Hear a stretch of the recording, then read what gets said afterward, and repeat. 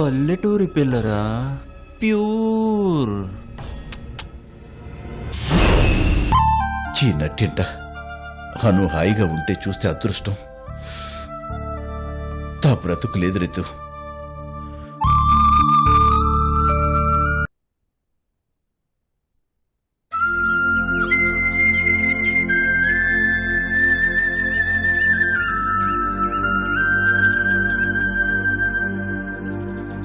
ఏం రాములక్క, వినాయక చవితి పండుగంతా నీ ఇంట్లోనే ఉన్నట్టుంది. సాల్ది ఒక్క వినాయక చవితిందే, పూరా సాల్ మొత్తం పండుగలు అన్ని నా ఇంట్లోనే ఉంటాయి. ఎరికేనా? మీకు ఆందాల గాని గీ ఊర్లో గాని ఎవరైనా టీవీలో కనిపించిండ్రా? రాములక్క కూతురు సాధించిన అది గందుకోసానికే గిదంతా. అదే రాములక్క కూతురు అను హీరోయినే.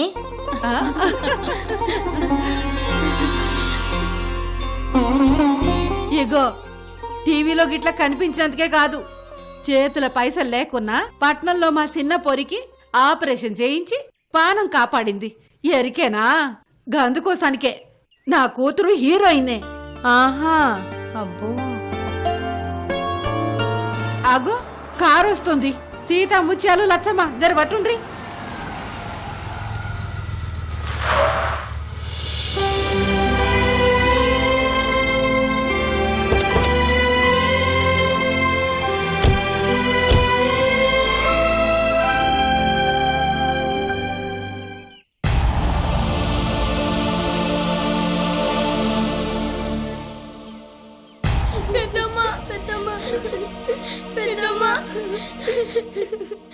ఏంద్రా, ఏమాయే?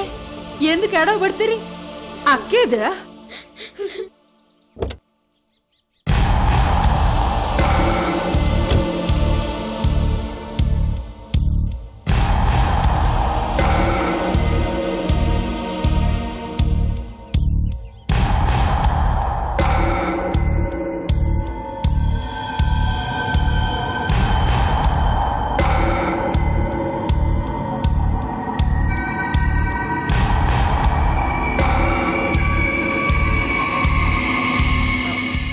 ఏందిరా, అక్కేదంటే సప్పుడు చేస్తలేరేంది? చెప్పుండ్రి.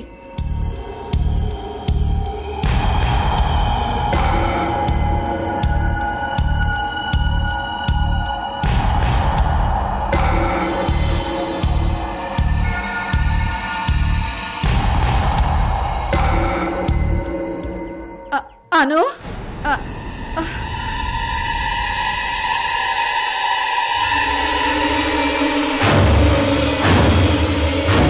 గౌరీ, అక్కేమేనదే?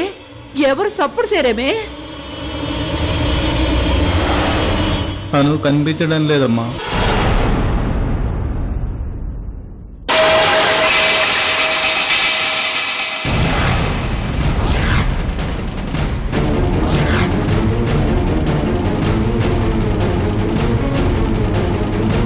బిడ్డ, అక్కేడికి పోయిందే? బండికి యాక్సిడెంట్ అయింది పెద్దమ్మా. మేము సోయిలో లేము. ఇప్పుడు అక్క ఏడికిపోయిందో పోయింది. అను, అను, అంత మంచిగా జరిగినదనుకుంటే గిట్లయిందేందిరా? గిట్ల సైపడుతుంది మైసమ్మ తల్లి. అను, నానుకేం కాదు. పొద్దుగల కూడా ఫోన్ చేసిన, ఇదిగో వస్తున్నా ముసలి అంది. ఇంతలోనే ఏమైందని కన్నుకుంటున్నానో ఏమో.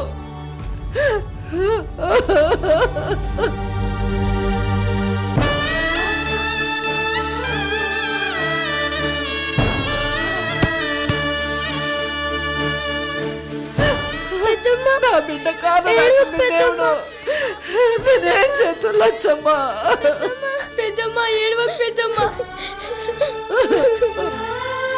పెద్దమ్మా ఏడు బాబు. పెద్దమ్మా ఏడవకు పెద్దమ్మా.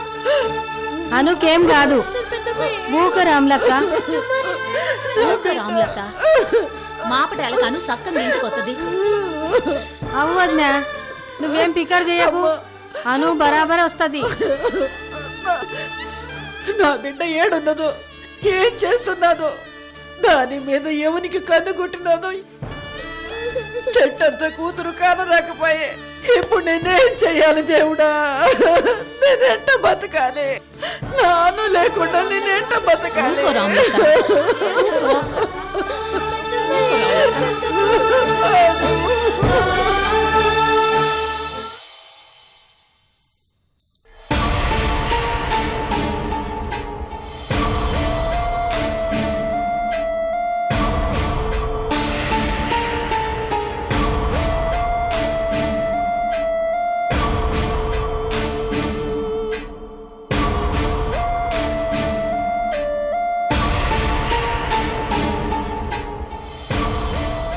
నీకేమైనా బుద్ధుందా?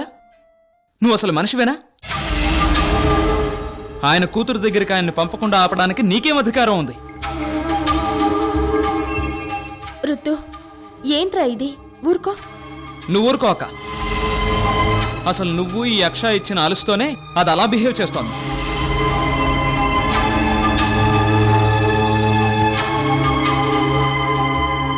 చెప్పు, అలా సైలెంట్గా నిలబడతావే? సమాధానం చెప్పు. అసలు సూర్యమావని ఆపే అధికారం నీకుందా? ఆ మాటకొస్తే నీకే కాదు, మనలో ఎవరికీ లేదు. ఎంత చేశారు ఆయన మన కోసం? ఆయన ప్రేమ, ఆయన గైడెన్స్ లేకపోతే ఇంత దాకా రాగలిగేవాళ్ళం మనం? అలేఖ్య అత్త ఆయన్ని వదిలి వెళ్ళిపోయాక కూడా నీకోసం, నీ భవిష్యత్తు కోసం అలా ఉండిపోయాడు ఆయన. నిన్ను సొంత కూతురు కన్నా ఎక్కువగా చూసుకున్నాడు. నీకోసం తన వాళ్ళని దాదాపు మర్చిపోయాడు. తనకు కూతురు పుట్టిందన్న విషయం కూడా తెలియని పరిస్థితిలో ఉండిపోయాడు నీకోసం. అంత త్యాగం చేసిన మనిషికి ఇదా నువ్విచ్చే బహుమతి?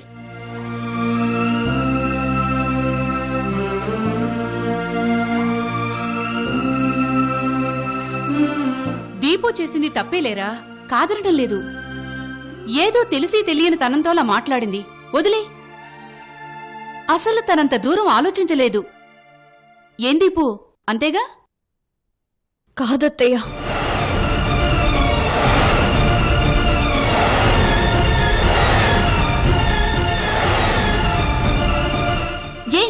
ఏంటి ఇది? అంటే దీన్ని ప్రొలాంగ్ చేయడం నీకు ఇష్టమా? విషయం ఇక్కడ దాకా వచ్చినప్పుడు నేను అనుకున్న విషయాలు క్లియర్గా చెప్పడం మంచిదక్ష. అత్తయ్య, తెలిసి తెలియని తనంతో నేను డాడీని ఆపలేదు. అన్నీ తెలిసే, అన్నీ ఆలోచించే ఆపాను.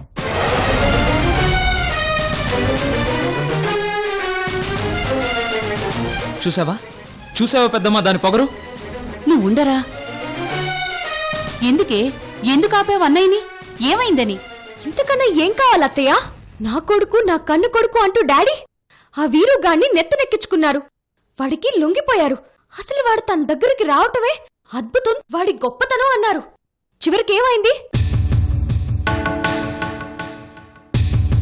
20 సంవత్సరాలు డాడీ కష్టపడి సంపాదించిందంతా వాడు 20 రోజుల్లో తీసుకుని పారిపోయాడు. ఇప్పుడు డాడీకి ఏం మిగిలింది? హార్ట్ అటాక్ తప్ప. అందుకని కన్న కూతురు నీ దగ్గరికి తెచ్చుకోవద్దు, అసలు తన వంక కన్నెత్తి చూడొద్దంటావా? కాస్త మానవత్వంతో ఆలోచించు దీపు. ఆయన జీవితంలో ఇంతవరకు సుఖం, సంతోషం అన్నవే లేవు, త్యాగం తప్ప.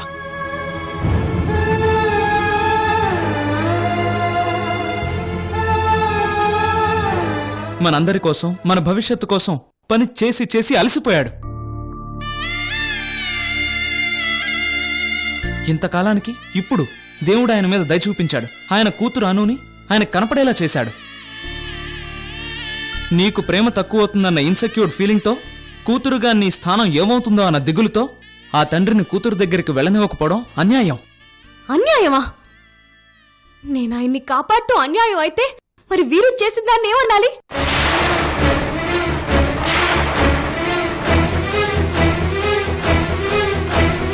వాడొచ్చి డాడీకి హార్ట్ అటాక్ తెచ్చాడు. ఇప్పుడు ఆవిడొచ్చి డాడీ ప్రాణాలు తీసుకుపోతుందేమో.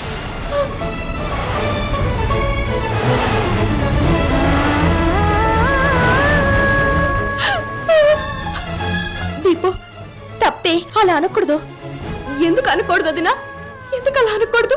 నేను అన్న దాంట్లో తప్పే ఉంది.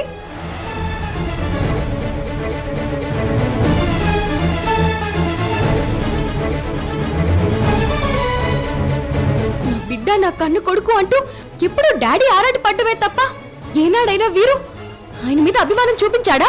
అసలు వాడొచ్చిందే ఈ పని చేయటానికి తెలుసా? ఏయ్, పిచ్చి పిచ్చిగా మాట్లాడుకో. అసహ్యంగా ఉంటుంది. ఆస్తి వీరుకు లేదన్నా దానికోసమే రావడానికి వేరే ఏదో కారణం ఉండే ఉంటుంది. లేదక్క, ఈ ఒక్క విషయంలో దీపు కరెక్ట్. వీరు వచ్చింది మావయ్యని దెబ్బ కొట్టడానికి.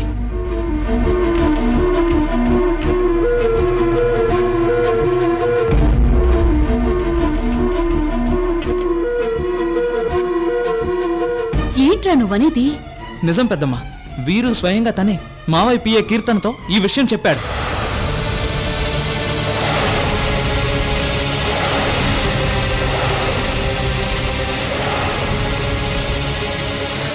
నా చెవులతో నేను విన్నాను. వాడొచ్చింది కేవలం మావయ్యని దెబ్బ కొట్టడానికి. ఐఎస్ కంపెనీని అలేఖ్య గ్రూప్లో కలుపుకోవడానికి ఇక్కడికొచ్చి మావయ్య కోసం వచ్చినట్టు కలరింగ్ ఇచ్చాడు. మావయ్యతో పాటు మనం అందరం దాన్ని నమ్మాం. అలా నమ్మించడమే వాడికి కావాల్సింది. వాడిలా లాయర్ నోటీస్ పంపించడం లాంటిదేదో చేస్తాడని నేను 2 రోజులు ముందే ఊహించాను.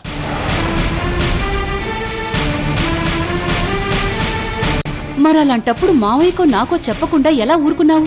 చెప్పడానికి వస్తుంటేనే యాక్సిడెంట్ అయింది. మరి ఆ నెక్స్ట్ డేనే నాకు పనుంది 2 రోజుల తర్వాత వస్తానని నాకు మెసేజ్ పెట్టావుగా. అలా మెసేజ్ కాకుండా ఫోన్ చేసి జరిగింది చెప్పుండొచ్చుగా. మాకు అన్ని విషయాలు తెలిసేవి. యాక్సిడెంట్ అయిన క్షణం నుంచి ఉదయం హాస్పిటల్ నుంచి ఇంటికి వచ్చేంత వరకు నేను టోటలీ అన్కాన్షియస్లోనే ఉన్నాను.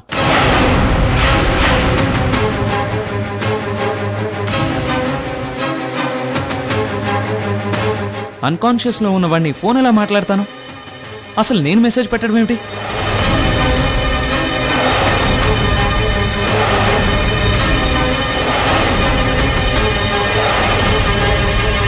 అయినా యాక్సిడెంట్ అయినప్పుడే నా మొబైల్ ఫోన్ పోయింది. పైగా నేను స్పృహలో లేను. మరి ఆ మెసేజ్ ఎవరు పంపించుంటారు?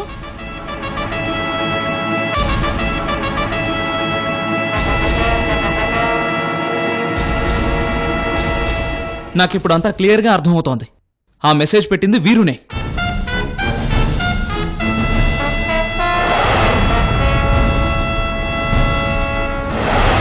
నేను వాడి సంగతి బయట పెడతానని నాకు యాక్సిడెంట్ చేయించాడు. యాక్సిడెంట్లో నాకు తగిలిన దెబ్బలు తగ్గడానికి ఒక్కరోజు చాలు. అలాంటిది నేనేకంగా 3 రోజులు అన్కాన్షియస్లో ఉన్నాను. ఎవరికైనా నా మొబైల్ దొరికితే అందులో సిమ్ తీసి పారేసి వాళ్ళు యూజ్ చేసుకోవాలి, లేదు తెచ్చి పోలీస్ స్టేషన్లో ఇవ్వాలి. 2 కాకుండా దానిలోంచి నీకు, అది కరెక్ట్గా నా చెల్లెలకే మెసేజ్ పెట్టాల్సిన అవసరం ఏంటి?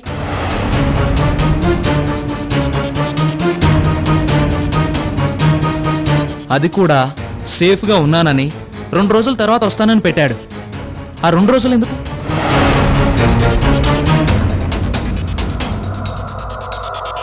తను పంపాలనుకున్న ఈ లాయర్ నోటీస్ ఇక్కడికి చేరడానికి ఈలోపు మావయ్యకి విషయం తెలిసే అలర్ట్ కాకుండా నన్ను స్పృహ తప్పించాడు.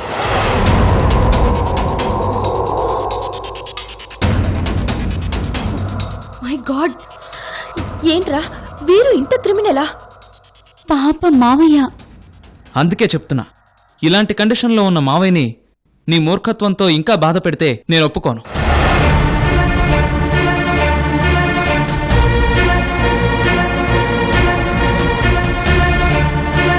మావయ్యని నేనే దగ్గరుండి అను దగ్గరికి తీసుకువెళ్తాను. That's all.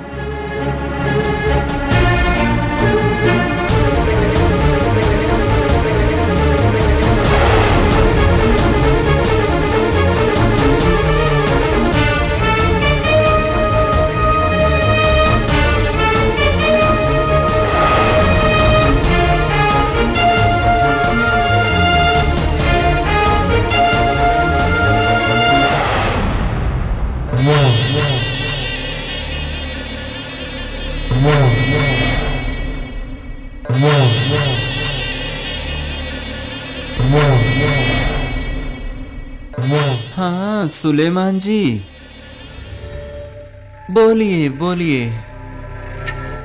మీకెందుకు టెన్షన్? మీరు టికెట్స్ బుక్ చేసుకోండి. ఈ పల్లె అందాన్ని మీ ప్లేస్లోకి చేర్చే బాధ్యత నాది. మరి డబ్బు? ఓకే ఓకే, शुक्रिया शुक्रिया. శుక్రియా.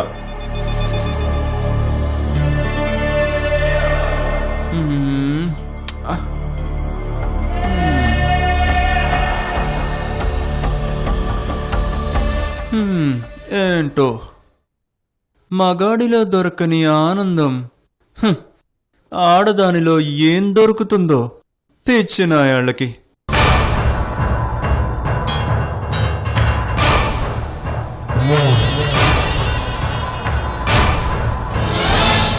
అట్టయ్యవా హన్సిక, నేనన్నది మీ గురించి కాదు, నా గురించి. ఓకే.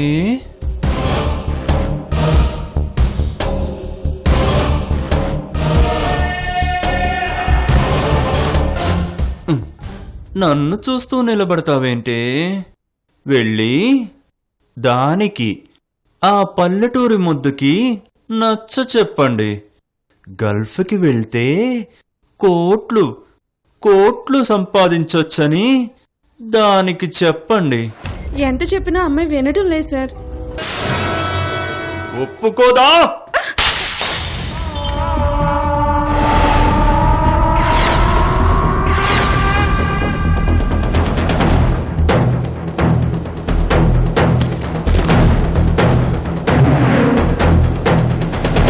డాన్స్ ఆపద్దు, చెయ్యండి. ఈ అనార్కలి యాంగ్రీ అంటే ఏంటో దానికి తెలీదు.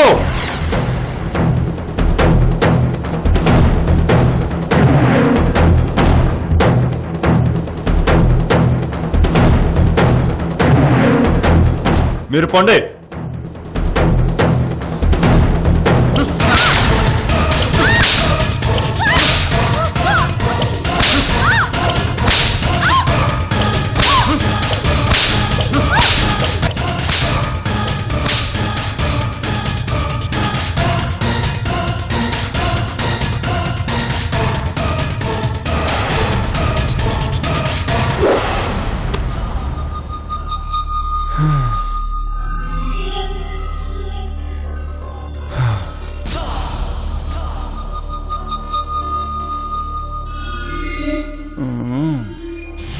ఇప్పుడు ఒప్పుకుంటుంది.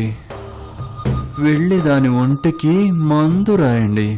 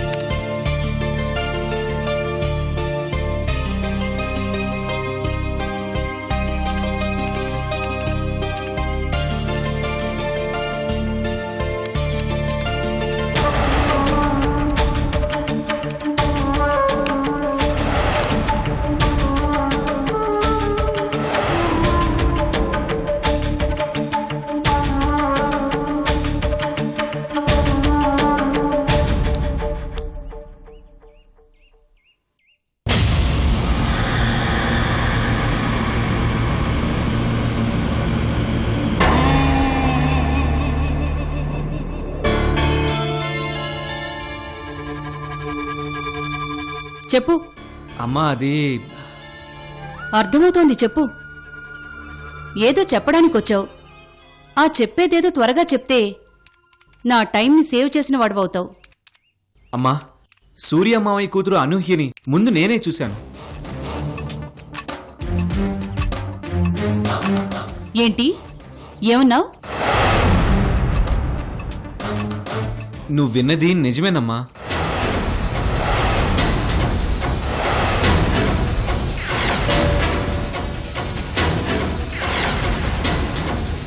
సూర్య మావయ్య కూతురు అనుని నేనే ముందు చూశాను.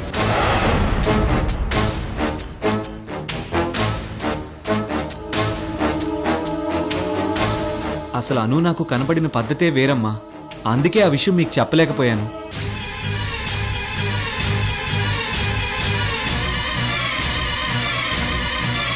అమ్మాయిలు నమ్మే ఒక బ్రోకర్ గారి దగ్గర అను ఫోటో చూశానమ్మా.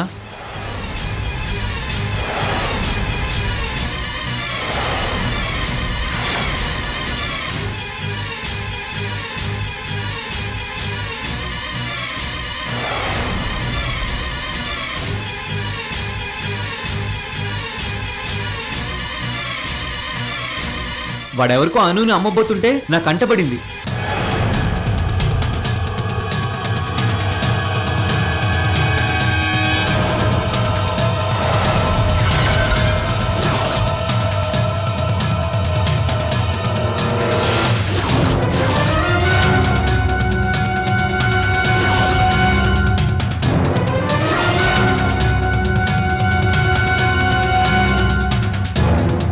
నాకు అప్పుడు అర్థమైంది తను సూర్యమామయ్య కూతురు అనూహ్య అని.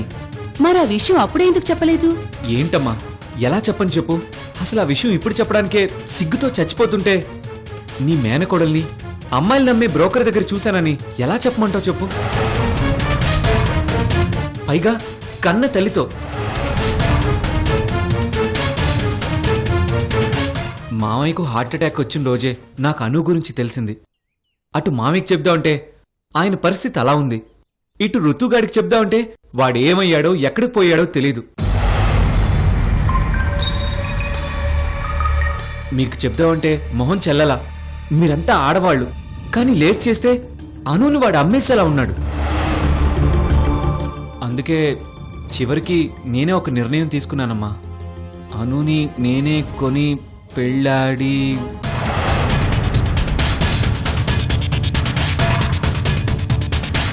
ఓ గౌరవంగా ఉండే స్థానంలో ఉంచి అప్పుడు మామయ్యకి చూపించి ఇదిగోండి మామయ్య మీ కూతురు అని చెప్పాలనుకున్నాను. నేను చేసింది తప్ప అమ్మా? తప్పులు తర్వాత ఏమైందో చెప్పు. నేను గుళ్ళో అనుని పెళ్లి చేసుకోవడానికి అన్ని ఏర్పాట్లు చేసుకున్నాను. పెళ్లికను ఒప్పుకుందా? ఒప్పుకుంది అనే కంటే ఒప్పించాను అనడం కరెక్టా అమ్మా?